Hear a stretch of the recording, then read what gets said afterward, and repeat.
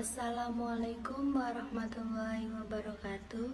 Pada kesempatan kali ini saya Uswatun Hasanah dari kelompok 4 akan menjelaskan tentang materi mikrosporangium dan makrosporangium yang merupakan mata kuliah reproduksi dan embrio. Baiklah, selanjutnya mari kita simak video berikut ini. Mikrosporangium. Mikrosporangium adalah struktur tanaman yang memproduksi mikrospora atau gamet jantan dengan menjelajahi meiosis. Proses ini juga disebut dengan mikrosporogenesis. Kemudian struktur mikrosporangium. Yang selanjutnya yaitu struktur mikrosporangium. Memiliki garis melingkar ketika dilihat secara melintang. Mikrosporangium dikelilingi oleh alat lapisan, yaitu yang pertama epidermis, endotelium, lapisan tengah, dan tapetum, di mana di dalam lapisan seperti lapisan epidermis, endotelium, dan lapisan tengah itu melindungi serbuk sari dan membantu pemisahan antara untuk melepaskan serbuk sari.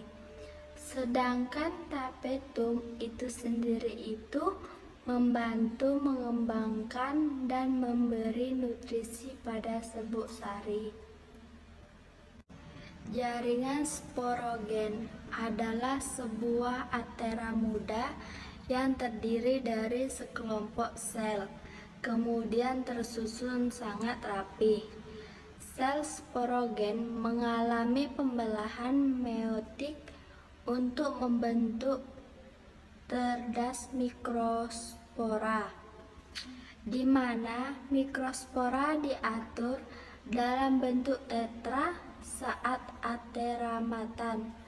Ia mengalami dehidrasi dan mikrospora saling berdialisasi dan berkembang menjadi bentuk butiran serbuk sari. Butiran serbuk sari. Butiran serbuk sari yang matang itu mengandung dua sel, yaitu sel generatif dan sel tabung serbuk sari.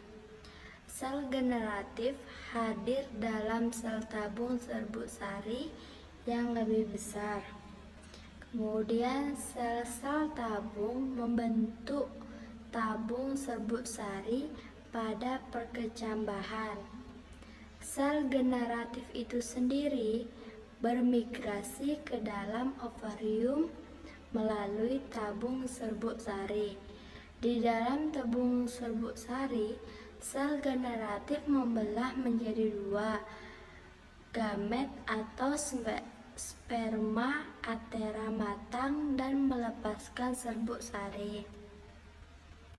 Yang selanjutnya yaitu makrosporangium. Makrosporangium adalah struktur yang menghasilkan megaspora pada tanaman ini. Pada tanaman biji, makrosporangium adalah ovula. Ovula biasa berada di dalam ovarium, yang merupakan bagian dasar dari benang sari bunga. Kemudian struktur ovula itu ada 3 struktur.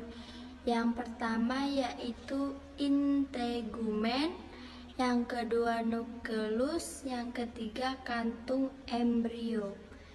Yang pertama yaitu integumen adalah lapisan terluar dari ovula. Nukleus adalah massa sel yang bagian dalam ovula terdiri dari sel haploid, sporofit. Ini mengalami fungsi normal. Makrosporangium sel induk megasporang. Di tengah nukleus salah satu dari 4 sel yang menghasilkan dapat berkembang menjadi megaspore atau makrosporangium.